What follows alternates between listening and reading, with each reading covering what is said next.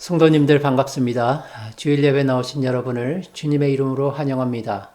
함께 기도하겠습니다. 하나님은 해요 방패시니라. 여호와께서 은혜와 영화를 주시며 정직하게 행하는 자에게 좋은 것을 아끼지 아니하실 것임이니라. 만군의 여호와여, 주께 의지하는 자는 복이 있나이다. 하나님은 영이시니 예배하는 자가 영과 진리로 예배할지니라.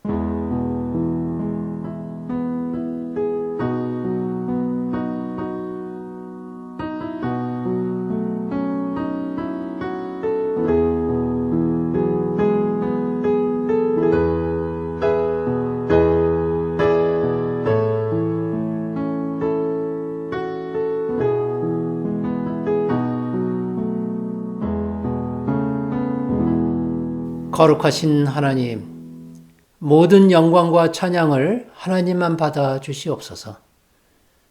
부족하고 어리석은 자들을 용서하여 주시고 예배로 하나님께 나아갈 수 있도록 인도하여 주시니 감사합니다. 성도들의 영혼을 보살펴 주시고 이 시간 신령과 진정으로 드리는 예배가 되도록 인도하여 주시옵소서. 예수님의 이름으로 기도드립니다. 아멘. 사도신경으로 신앙 고백하겠습니다. 전능하사 천지를 만드신 하나님 아버지를 내가 믿사오며 그 외아들 우리 주 예수 그리스도를 믿사오니 이는 성령으로 잉태하사 동정녀 마리아에게 나시고 본디오 빌라도에게 고난을 받으사 십자가에 못 박혀 죽으시고 장사한 지 사흘 만에 죽은 자 가운데서 다시 살아나시며 하늘에 오르사 전능하신 하나님 우편에 앉아 계시다가 저리로서 산자와 죽은 자를 심판하러 오시리라. 성령을 믿사오며 거룩한 공회와 성도가 서로 교통하는 것과 죄를 사하여 주시는 것과 몸이 다시 사는 것과 영원히 사는 것을 믿사옵나이다. 아멘. 찬송가 348장 마귀들과 싸울지라 함께 찬송하겠습니다.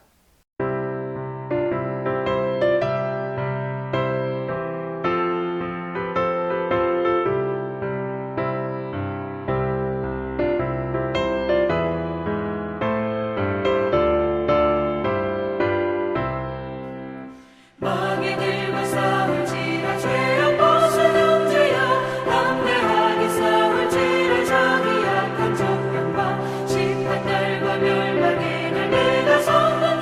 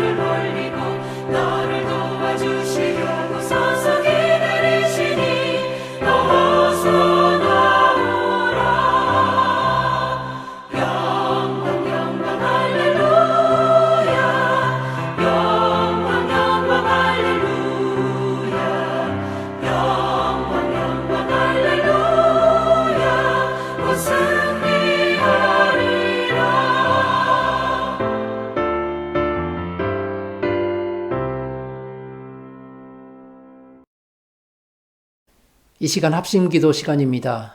먼저 모든 나라와 민족들 가운데 하나님의 은혜가 부어지기를 위해서 기도하시고, 특별히 우리 조국 대한민국 가운데 하나님이 원하시는 지도자가 세워지기를 위해서 기도하시기 바랍니다.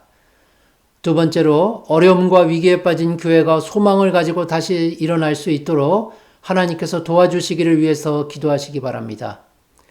세 번째로 어려움 가운데 있는 성도들과 가정들을 위해서, 특별히 코로나 바이러스 때문에 어려움 겪고 있는 성도들을 하나님께서 보살펴 주시기를 위해서 기도하시기 바랍니다. 그리고 마지막 네 번째로 우리 자녀들이 건강하고 안전하게 자라나서 하나님 나라의 꿈을 품고 살아갈 수 있도록 이렇게 네 가지 기도 제목 놓고 우리 합심해서 함께 기도하겠습니다. 사랑과 은혜가 풍성하신 하나님 감사를 드립니다. 오늘도 저희에게 좋은 날 주시고 하나님 앞에 나와 예배드릴 수 있도록 인도하여 주시니 감사합니다. 세상의 많은 사람들 가운데 저희를 특별히 택하여 주시고 하나님의 백성들로 이 땅에서 예수 그리스도를 증거하며 살아갈 수 있도록 저희를 인도하여 주시니 감사합니다. 하나님, 어려운 가운데 있는 나라와 민족들을 위해 기도합니다. 하나님의 뜻만이 그 나라들 가운데 펼쳐지게 하여 주시고 모든 나라와 민족들 가운데 하나님의 은혜가 부어질 수 있도록 주여 도와주시옵소서. 하나님, 우리 조국 대한민국 가운데 하나님이 원하시는 지도자를 세워주시기를 간절히 소망합니다. 하나님을 두려워하며 경외하는 지도자가 세워질 수 있도록 도와주시옵소서. 하나님, 이 캐나다를 지켜주시옵소서. 하나님께서 주신 그 믿음의 전통이 잘 흘러갈 수 있도록 도와주시고 하나님, 이 땅을 통해서 많은 믿지 않는 사람들이 하나님께로 돌아올 수 있도록 하나님 복 주시고 함께하여 주시옵소서. 하나님, 교회를 위해서 기도합니다. 교회가 여러 가지 어려움과 힘든 과정 가운데 있습니다. 하나님, 지금의 어려움을 잘 이겨내고 더욱더 부흥할 수 있는 기회로 삼게 하여 주시고 하나님이 세우신 그 목적을, 사명을 감당하는 교회들이 될 수 있게 하여 주시옵소서. 하나님, 오로라 장로교회를 세우시고 지키시는 분은 오직 하나님이심을 고백합니다. 하나님, 저희에게 부흥을 주셔서 이 지역에 많은 사람들이 함께 모여 예배드릴 수 있도록 인도하여 주시고 땅끝까지 복음을 들고 나아가는 귀한 교회로 하나님께서 세워주시기를 간절히 소망합니다. 하나님, 성도들과 가정들을 위해서 기도합니다. 어려운 가운데 있는 가정들에 하나님의 은혜를 충만히 부어주시고 육신적 어려움 겪고 있는 성도에게는 건강의 복을 주시옵소서. 회복의 은혜를 주시옵소서. 여호와 라파 하나님께서 만나주셔서 치유의 광선이 그들에게 바라게 하여 주시고 하나님께 더욱더 충성되게 일하는 귀한 하나님의 일꾼들로 살아갈 수 있도록 하나님 기회를 주시고 은혜를 주시옵소서. 아픔을 겪고 있는 가정들에게는 위로를 주시고 아버지 하나님을 섬기며 살아가는 것이 세상에 그 무엇보다도 가장 귀하고 소중한 것임을 고백할 수 있도록 주여 충만한 은혜를 부어주시옵소서. 가정들마다 오직 하나님께 영광 돌리며 하나님의 뜻이 이루어지는 가정들이 되게 하여 주시옵소서. 특별히 코로나 바이러스 때문에 어려움을 겪고 있는 성도들을 지켜주시고 속히 치유하여 주셔서 하나님께 더욱 귀하게 쓰임받는 하나님의 일꾼들로 살아갈 수 있도록 주여 역사하여 주시옵소서. 하나님, 우리 자녀들 위해서 기도합니다. 우리 자녀들이 건강하고 안전하게 자라날 수 있도록 돌보아 주시고 하나님 보시기에 귀하고 아름답게 범사에 잘 되는 복을 받을 수 있도록 도와주시옵소서. 다니엘처럼 요셉처럼 하나님께 귀하게 쓰임받을 때 많은 사람들에게 하나님의 복을 전하는 자들로 살게 하여 주시고 아버지 하나님, 우리 자녀들을 통하여서 많은 사람들이 하나님을 알게 되고 하나님의 나라가 점점 더 확장되는 일들이 있을 수 있도록 주여 도우시고 함께하여 주시옵소서. 하나님, 저희가 드리는 예배를 받아주시고 예배 가운데 오직 하나님만 영광 받아 주시옵소서. 감사드립니다. 예수님의 이름으로 기도드립니다. 아멘. 오늘 하나님께서 주신 말씀은 사무엘상 17장 41절에서 47절까지의 말씀입니다. 사무엘상 17장 41절에서 47절까지의 말씀입니다. 오늘 본문을 제가 봉독하도록 하겠습니다. 블레셋 사람이 방패든 사람을 앞세우고 다윗에게로 점점 가까이 나아가니라. 그 블레셋 사람이 둘러보다가 다윗을 보고 업신여기니 이는 그가 젊고 붉고 용모가 아름다움이라.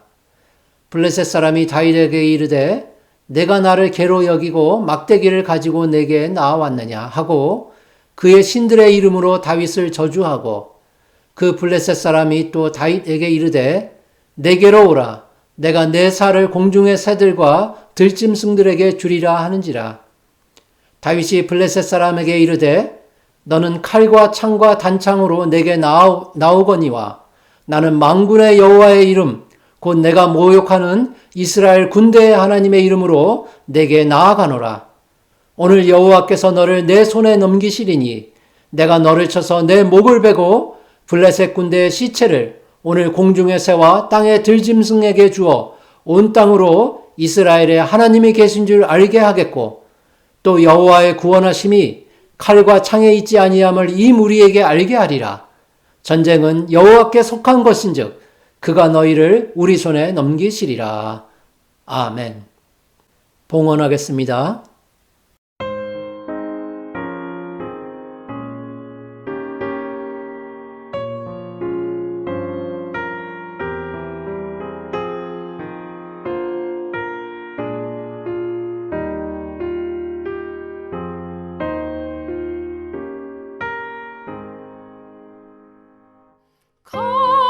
값비싼 향유를 주게 되리.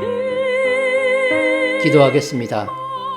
은혜가 풍성하신 하나님, 귀하고 복된 주일을 저희에게 허락하여 주시고 지난 한 주간 눈동자처럼 지켜주심을 감사드립니다. 세상이 참 혼란스럽고 어지러움 속에 있습니다.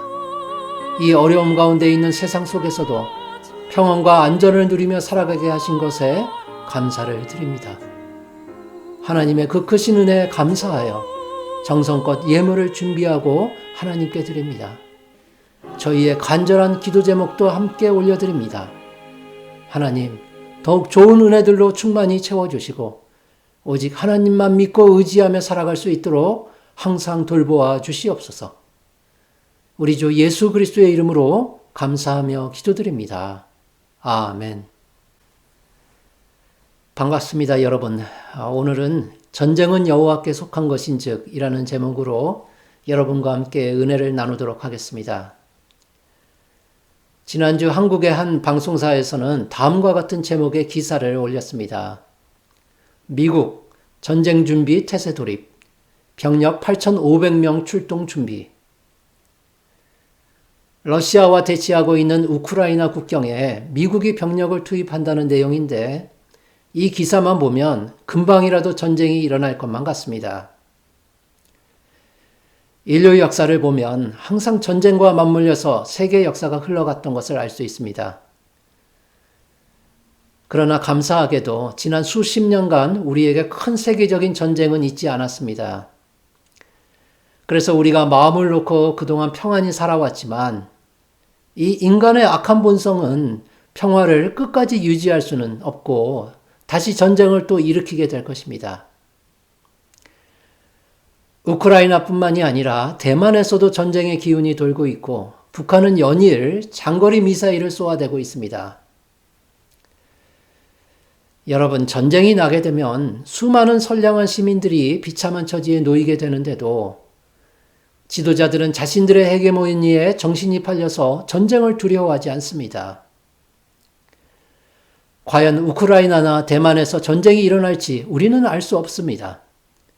그러나 모든 전쟁에 하나님께서 개입하신다는 사실은 우리가 잘 알고 있습니다. 오늘 본문에도 하나님께서 개입하신 전쟁의 이야기가 나오고 있습니다. 사무엘상 17장 1절과 2절 말씀은 그때의 상황을 이렇게 설명을 합니다.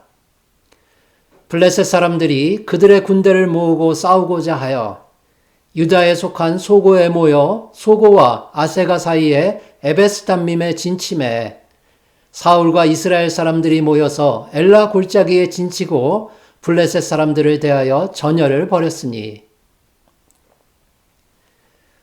이곳에서 블레셋 군대가 진을 쳤던 에베스담밈이라는 지역은 문자적으로 보면 피의 지역이라는 뜻을 가지고 있습니다. 그리고 이스라엘 군대가 있던 엘라 골짜기는 상수리 나무 숲 언덕을 의미합니다. 따라서 이 두 표현을 통해서 보면 세상의 잔인함과 그것을 감당해내야 하는 교회의 방어적인 모습을 우리는 은유적으로 볼 수 있는 것입니다. 최근 세상 사람들의 교회와 기독교에 대한 반감은 점점 더 심각해져만 가고 있습니다.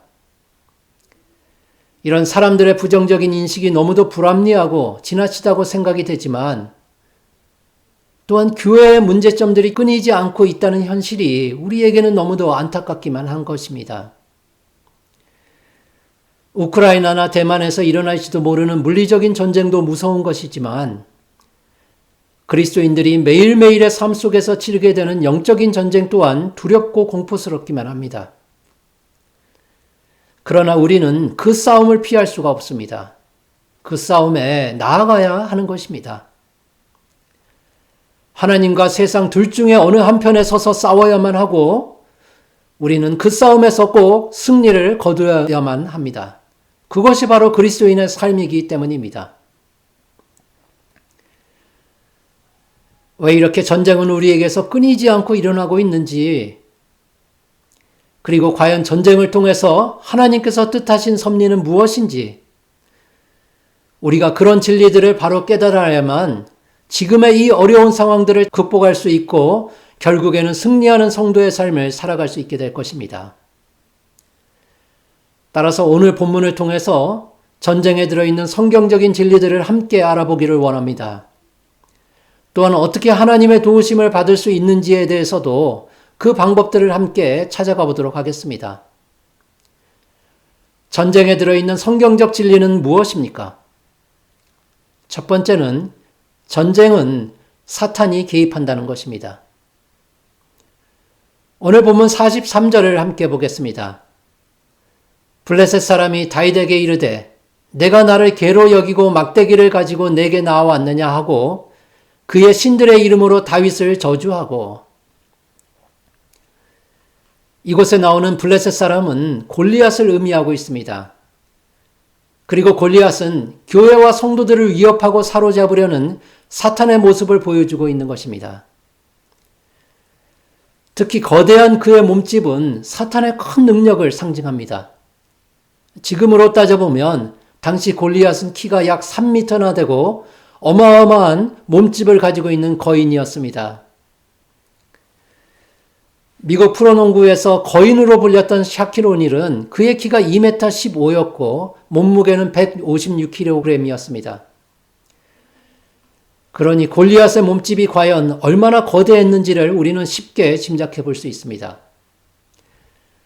그런데 성경은 이 골리앗의 거대한 몸집뿐만이 아니라 그가 착용했던 군장에 대해서도 자세한 설명을 하고 있습니다. 17장 5절부터 7절까지의 그 내용이 들어있는데 현대인의 성경으로 보면 다음과 같습니다. 노스로 만든 투구를 쓰고 무게가 57kg이나 되는 갑옷을 입고 다리에는 노스로 만든 각반을 대고 노창까지 들고 나왔다. 그런데 그 창자루는 배틀채만큼 두꺼웠고 또 그 창날의 쇠무게는 약 7kg이나 되었으며 호위병 하나가 그의 큰 방패를 들고 그 거인 앞에서 걸어 나오고 있었다. 성경이 이렇게 자세하게 골리앗의 군장에 대해서 설명하는 이유는 무엇이었을까요? 그가 착용했던 군장은 우리의 힘으로는 사탄을 정복할 수 없다는 점을 분명히 알려주기 위함이었습니다. 누가복음 11장 21절을 보면 강한 자가 무장을 하고 자기 집을 지킬 때에는 그 소유가 안전하되라는 주님의 말씀이 나옵니다. 따라서 우리가 세상에서 승리하려고 아무리 노력한다고 해도 하나님의 도우심이 없다면 결코 그 전쟁에서 승리할 수 없다는 진리를 이곳에서 발견할 수 있습니다. 그렇다면 여러분, 우리가 세상을 이긴다는 것은 과연 무엇을 의미합니까? 성경은 그리스도인이 세상을 이겨야 한다고 말씀하시는데 매일매일의 영적 전투에서 내가 세상을 이겼다는 것을 어떻게 확인할 수 있는 것일까요? 우리가 그것을 알아야만 하나님의 도우심을 받으며 살아간다는 것을 확신할 수 있기 때문입니다. 요한일서 5장 4절 말씀을 보았으면 좋겠습니다. 무릇 하나님께로부터 난 자마다 세상을 이기느니라. 세상을 이기는 승리는 이것이니 우리의 믿음이니라. 그렇습니다. 우리가 믿음을 가지고 있다면 그것이 바로 세상을 이기는 승리의 증거가 된다는 것입니다. 우리가 사탄을 이길 수 있는 유일한 자원이 바로 예수 그리스도께서 하나님의 아들이심을 믿는 믿음이기 때문입니다. 오늘 본문을 보면 과연 우리의 믿음이 세상을 이기는 승리의 증거가 되는지에 대해서 잘 알 수 있습니다. 세상을 상징하고 있는 골리앗은 40일 동안이나 아침 저녁으로 계속해서 이스라엘 군대를 위협하였습니다. 그런데도 이스라엘 군인들 중에 어느 누구도 용감히 나서지 못했습니다. 그들은 하나님의 선택된 백성들이었는데 40일 동안이나 하나님을 모독하는 이방인의 도발을 그저 숨을 죽이며 듣고만 있었던 것입니다. 그들에게서 하나님에 대한 믿음을 전혀 발견할 수가 없습니다. 여러분, 이스라엘에 과연 누가 있었는지 한번 잘 생각해 보시기 바랍니다. 당시 이스라엘에는 다른 누구보다도 사울이 있었습니다. 그의 키는 모든 백성보다 어깨 위만큼 컸을 정도로 대단히 뛰어나고 용감한 사람이었습니다. 이스라엘에는 또한 요나단도 있었습니다. 그는 부하 한 명만을 데리고 블레셋 땅에 들어가서 20명의 군인들을 무찔렀던 용사 중의 용사였습니다. 이스라엘에는 또한 용맹한 아브넬 장군도 있었습니다. 그러나 어느 누구도 골리앗 앞에 서지를 못하고 있습니다. 왜였을까요? 그곳에 다른 이유는 없습니다. 그들은 골리앗의 거대한 몸집과 그가 가지고 온 엄청난 군장을 보면서 겁에 질렸고 자신들의 능력으로는 그를 결코 이길 수 없다는 부정적인 생각에 완전히 갇혀 있었기 때문입니다. 이렇게 최고로 용감한 사람들조차도 자기의 힘만으로는 세상과 사탄을 이길 수 없음을 우리는 이곳에서 확인할 수 있습니다. 만약 하나님께서 그들의 용기를 일으키지 않으신다면 모두가 겁쟁이가 될 수밖에 없습니다. 세상과의 싸움은 항상 그렇습니다. 사탄은 바로 인간의 가장 약한 고리인 하나님에 대한 의심과 불신의 부분을 공격하기 때문입니다. 당시 블레셋 사람들이 전쟁을 시작하려 한 때가 바로 이스라엘의 의심과 불신의 마음이 팽배했을 때였습니다. 블레셋 사람들은 사무엘 선지자가 사울왕을 버렸고 그가 우울증과 악한 영에 시달리고 있다는 소식을 들었습니다. 그래서 그때야말로 과거에 당했던 모욕을 복수할 수 있는 기회라고 여기고 피해 지역인 에베스담밈에 진을 쳤던 것입니다. 그러므로 여러분, 우리의 힘만으로는 세상에서 승리의 삶을 살 수 없다는 사실을 꼭 기억해야만 합니다. 그 진리는 아무리 강조해도 지나치지 않습니다. 왜냐하면 우리는 어려움이 생기면 하나님의 도우심이 아닌 다른 무엇을 더 우선적으로 의지하기 때문입니다. 우리는 그런 존재들입니다.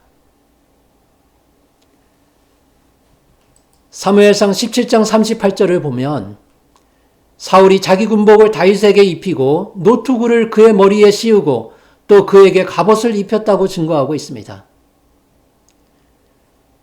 지금 우리도 사울처럼 세상의 갑옷과 투구를 의지하고 있는 것은 아닌지.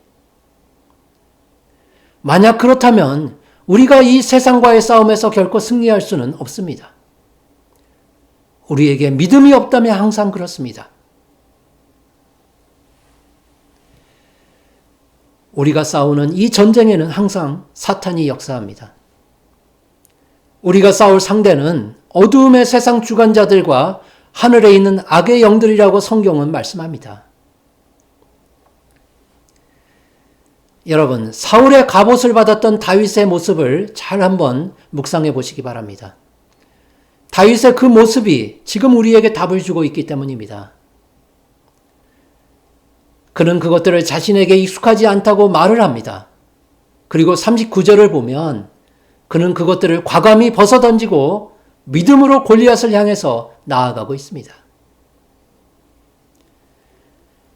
그러므로 여러분, 우리가 하나님을 믿는 믿음을 가지고 있다면 우리에게는 어떤 육신의 무기도 필요하지 않습니다. 물론 다윗은 손에 막대기와 물맷돌 5개를 가지고 나아갔습니다. 하지만 그것들을 무기로 생각하는 사람은 아무도 없습니다. 그처럼 우리도 세상 사람들이 생각하지 못하는 것들을 가지고 전쟁에 임해야 합니다.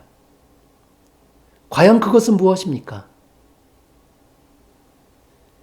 영적 전쟁에 임하는 우리의 무기는 바로 성령 안에서 하는 기도입니다. 모든 기도와 간구를 하되 항상 성령 안에서 기도하고 이를 위하여 깨어 구하기를 항상 힘쓰라. 오직 믿음으로 세상을 이기는 성도님들이 되시기를 바랍니다. 믿음으로 나라들을 이기기도 하며 의를 행하기도 하며 약속을 받기도 하며 사자들의 입을 막기도 하며 불의 세력을 멸하기도 하며 칼날을 피하기도 하며 연약한 가운데서 강하게 되기도 하며 전쟁에 용감하게 되어 이방 사람들의 진을 물리치기도 한다는 히브리서 말씀을 의지하시기를 소망합니다.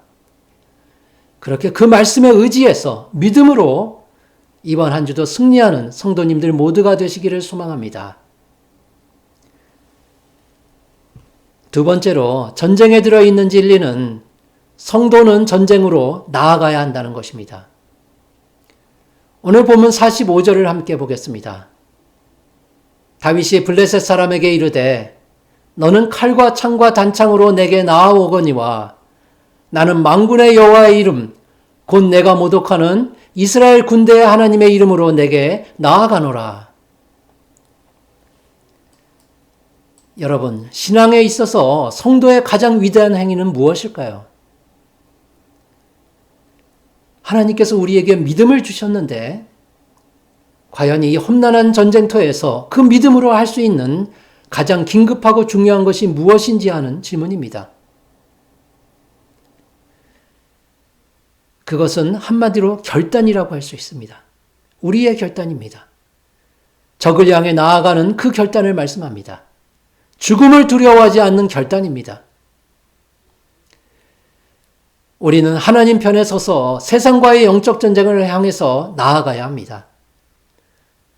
만약 세상과 하나님 사이에서 머뭇거리거나 어정쩡한 자세를 취한다면 그때는 비록 잠시 편할 수는 있어도 결과적으로 우리에게 돌아오는 것은 영원한 죽음입니다. 그러므로 우리는 결단해야 합니다.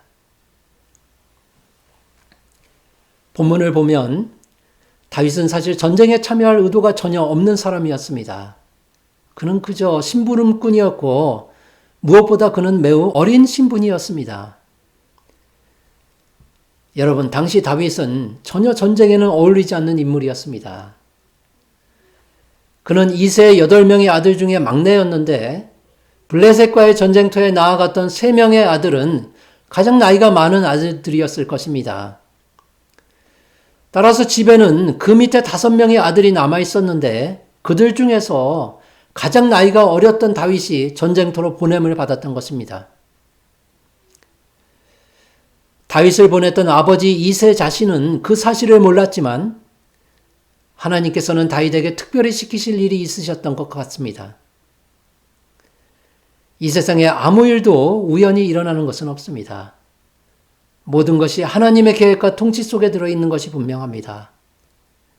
그것이 바로 이 어린 다윗의 이야기를 통해서 깨닫게 되는 사실이지 않습니까? 심부름꾼이 전쟁터에 나가서 적의 장군과 대적할 것을 예상할 수 있던 사람은 아무도 없었을 것입니다. 그러나 하나님의 섭리는 가장 적절한 때에 다윗이 그 전쟁에 임할 수 있도록 그를 이끄셨습니다. 오늘 본문은 골리앗이 무려 40일 동안 하나님의 이름과 이스라엘 군대를 모독했다고 증거합니다. 성경에서 40이라는 숫자는 실험과 시험과 관련이 있는 것입니다. 이스라엘 백성들이 40년간 광야 생활을 했고 예수님은 40일간 광야에서 시험을 받으셨습니다. 그리고 엘라 골짜기에 있던 이스라엘 군인들은 40일 동안 모욕을 받고 있습니다. 그렇게 40일 동안 하나님의 이름이 모욕을 받았지만 이스라엘의 어느 누구도 용감하게 나서지 못했습니다. 그러나 그 광경을 목격한 다윗은 분노했습니다. 그리고 그는 결단합니다. 다윗이 사울에게 말하되 그로 말미암아 사람이 낙담하지 말 것이라. 주의 종이 가서 저 블레셋 사람과 싸우리이다. 성도 여러분, 오늘날 우리 그리스도인들에게 다윗과 같은 믿음의 결단이 필요할 것입니다. 하나님 편에 서서 분명하게 그리스도인의 정체성을 나타내야 하는 것입니다. 사도 바울의 위대한 고백처럼 이제는 내가 사는 것이 아니요 오직 내 안에 그리스도께서 사시는 것이라, 그런 결단의 삶을 살아야 하는 것입니다. 하나님인가 아니면 세상인가? 그리스도인가 아니면 내 자아인가? 우리는 그 안에서 결단을 해야 합니다. 오늘날 너무도 많은 분야에서 교회와 그리스도인들이 도전을 받고 모욕을 받습니다. 그럼에도 우리의 마음 가운데 정의로운 분노가 나타나지 않고 아무런 도전이 없다면 우리는 그저 회칠한 무덤이 될 뿐입니다. 세상과 육체와 마귀가 제멋대로 주관하는 이 전쟁터에서 우리가 그리스도와 함께 십자가에 못 박혀서 내 자신을 죽이지 못한다면 우리에게는 결코 승리는 있을 수 없습니다. 만약 다윗이 다른 모든 이스라엘 군사들처럼 골리앗의 도발에 분노하지 않고 조용히 고향으로 돌아갔다면 그는 영원히 베들레헴의 이름 없는 목동으로 살아갔을 것입니다. 그처럼 하나님께서는 지금 우리에게도 결단하기를 원하고 계십니다. 세상과 조용히 타협하면서 살아갈 것인가? 아니면 분명하게 그리스도를 세상에 나타낼 것인가?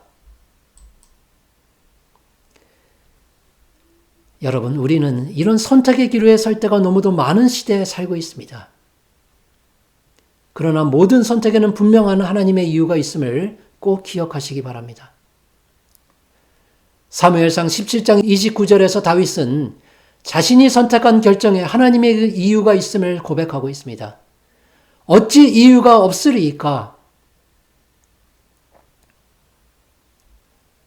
성도 여러분, 우리가 세상과 반대되는 어려운 선택을 할 때면 그곳에는 항상 하나님의 이유가 있음을 믿으시기 바랍니다. 하나님께서 여러분을 홀로 두지 않으신다는 의미입니다. 임마누엘, 하나님께서 항상 함께 동행하신다는 의미입니다.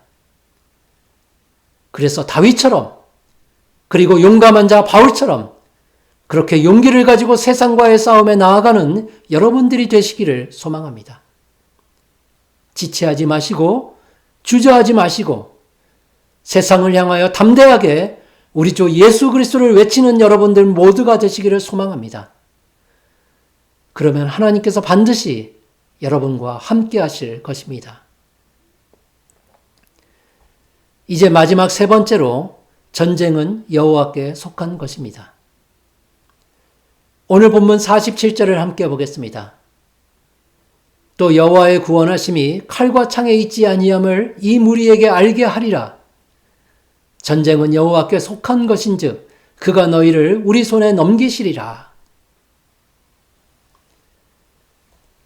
다윗이 골리앗과의 싸움에 나아가겠다고 하자 큰형인 엘리압이 그를 조롱하고 있습니다. 큰형 엘리압이 다윗이 사람들에게 하는 말을 들은지라. 그가 다윗에게 노를 바라여 이르되 내가 어찌하여 이리로 내려왔느냐? 들에 있는 양들을 누구에게 맡겼느냐? 나는 내 교만과 내 마음의 완악함을 아노니 내가 전쟁을 구경하러 왔도다. 사울 왕도 다윗을 낙담하게 했습니다. 사울이 다윗에게 이르되 내가 가서 저 블레셋 사람과 싸울 수 없으리니 너는 소년이요 그는 어려서부터 용사임이라. 사울 왕은 이렇게 이야기를 하고 있는 것입니다. 너는 안 돼. 너같이 어린애가 어디 저런 거인과 싸우겠다고 이야기하는 거야.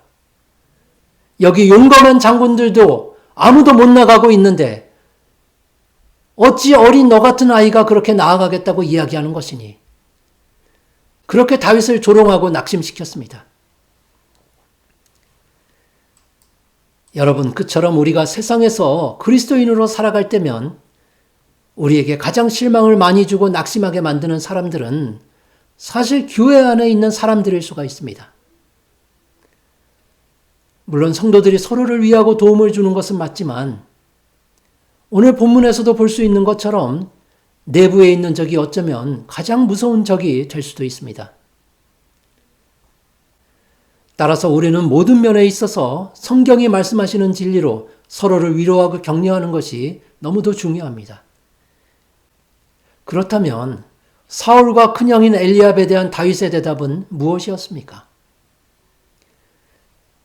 그는 결코 위축되거나 당황하지 않았습니다. 오히려 과거에 하나님께서 자신을 어떻게 도우셨는지에 대해서 침착하게 그들에게 설명합니다. 그리고는 자신을 하나님의 종으로 나타내고 있습니다. 주의 종이 사자와 곰도 쳤은즉 살아계신 하나님의 군대를 모욕한 이 할례받지 않은 블레셋 사람이리이까 그가 그 짐승의 하나와 같이 되리이다. 그렇게 용감하게 이야기하고 있는 것입니다. 다윗의 이 말을 한마디로 요약해보면 전쟁은 여호와께 속한 것이라, 그런 위대한 고백이 되는 것입니다. 그래서 이 말을 직역해보면 전쟁은 하나님의 것이다 라는 뜻이 됩니다. 오래전에 한국이 올림픽에 참여했을 때입니다. 요즘은 성적이 별로 신통치 않은 것 같지만 한때 한국은 유도나 레슬링 등 격투기에서 아주 좋은 성적을 거두고는 했습니다. 제가 정확히 몇 년도인지는 기억이 나진 않지만 유도 올림픽 결승전에 한국 선수가 진출한 적이 있었습니다. 경기 내내 일본 선수와 막상막하의 경기를 진행하던 중에 마지막 순간에 다리 기술을 걸어서 두 선수가 거의 동시에 바닥에 떨어졌습니다. 그러자 선수는 물론 모든 관중들과 그리고 TV를 지켜보던 모든 국민들의 시선은 심판을 향했습니다. 그리고 잠시 머뭇거리던 심판은 아쉽게도 일본 선수의 손을 들어주었습니다. 여러분, 전쟁은 하나님의 것이다라는 그 말씀에는 우리가 싸우는 싸움의 승패는 하나님께서 정하신다는 의미가 들어있습니다. 따라서 우리는 마치 유도 경기에서 모든 사람들의 시선이 심판을 향했던 것처럼 오직 하나님을 바라보면서 앞으로 나아가야 한다는 진리를 이곳에서 발견할 수 있습니다. 다윗이 냉담한 반응과 외적인 어려움 앞에서도 결코 위축되지 않고 담대함을 유지할 수 있었다는 것은 그가 모든 것들을 주관하시는 하나님만을 바라보았다는 증거입니다.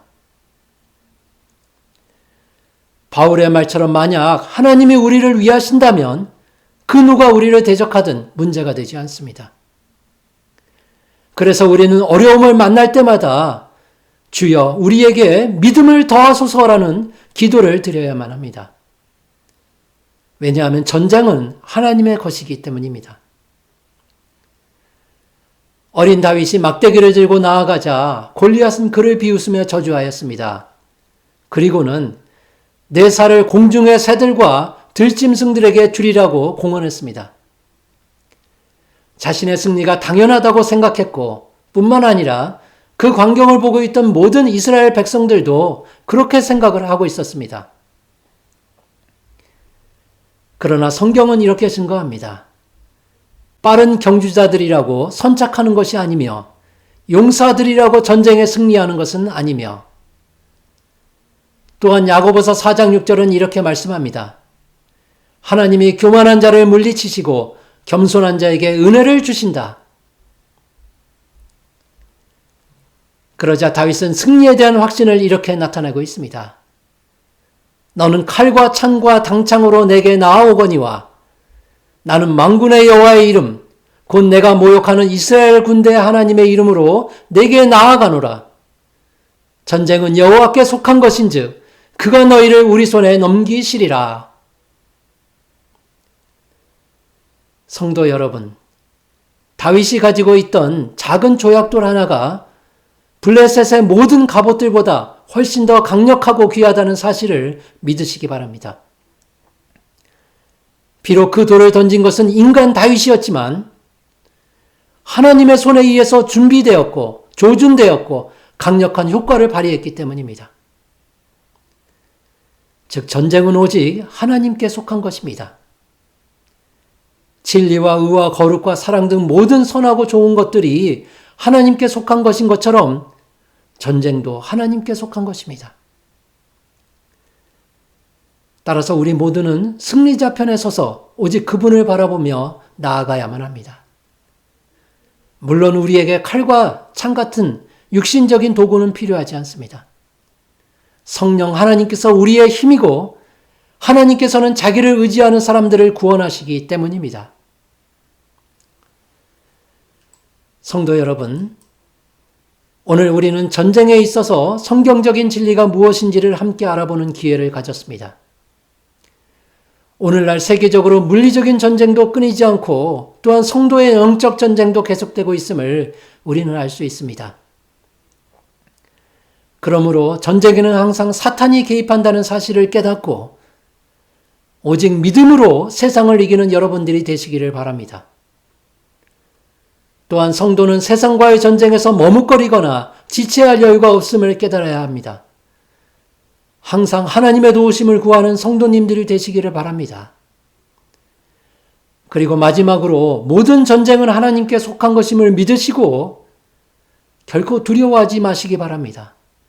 결코 위축되지 마시기 바랍니다. 용기를 가지고 앞으로 나아가는 성도님들로 살아가시기를 바랍니다. 여러분, 어려운 시기가 계속되고 있습니다. 하지만 이 어려움 가운데에서도 도우시는 하나님을 의지하고 한 주간 승리의 삶을 살아가는 여러분들 되시기를 우리 주님의 이름으로 축원합니다. 함께 기도하겠습니다.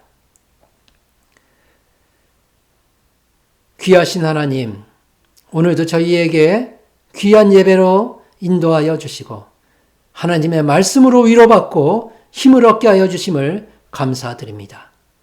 모든 전쟁은 하나님께 속한 것인즉 우리가 믿음으로 나아갈 수 있도록 주여 돌보아 주시옵소서. 사탄의 계략을 이겨내고 온전히 주님만 바라봄으로 결국에는 우리가 승리를 얻을 수 있다는 믿음으로 살아갈 수 있도록 주여 역사하여 주시옵소서. 어려움이 계속되고 힘든 과정이 계속되는 가운데서도 결코 위축되거나 두려워하지 않고 용기를 가지고 하나님의 편에 서서 앞으로 나아가는 주의 백성들에게 하나님 범사에 잘 되는 복을 주시옵소서. 하나님 성도들에게 힘과 용기를 주시옵소서. 하나님께서 함께하여 주시면 저희가 능히 모든 것을 이겨낼 수 있음을 고백합니다. 감사합니다. 예수님의 이름으로 기도드립니다. 아멘. 찬송가 350장 우리들이 싸울 것은 함께 힘차게 찬송하겠습니다.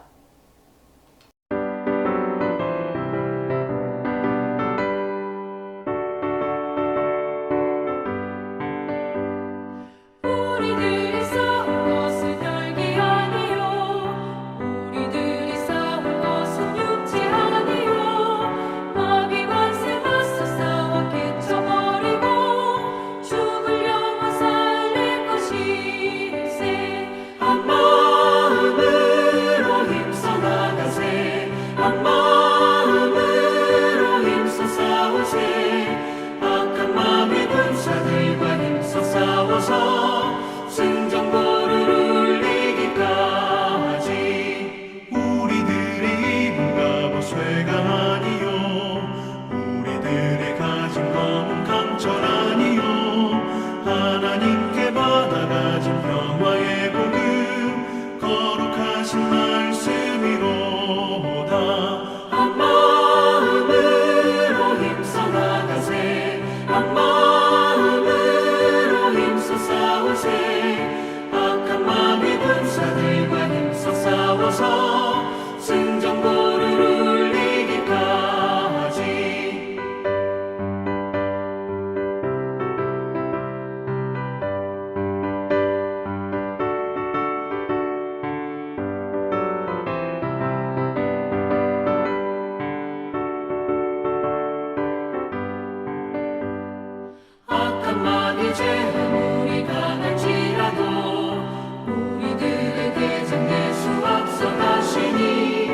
주저 말고 용감하게 힘써 싸우세 최후 승리 얻을 때까지 한 마음으로 힘써 나가세 한 마음으로 힘써 싸우세 악한 마음의 군사들과 힘써 싸워서 승전보루를 이기까지 죄악 중에 빠진 사람 죄를 뉘우쳐 십자가에 달린 예수 믿기만 하면 위태한 데 빠진 영혼 구원 얻어서 천국 백성 될 것이니세 한 마음으로 힘써 나가세 한 마음으로 힘써 싸우세 악한 마귀 군사들과 힘써 싸워서 승전보루를 이기까지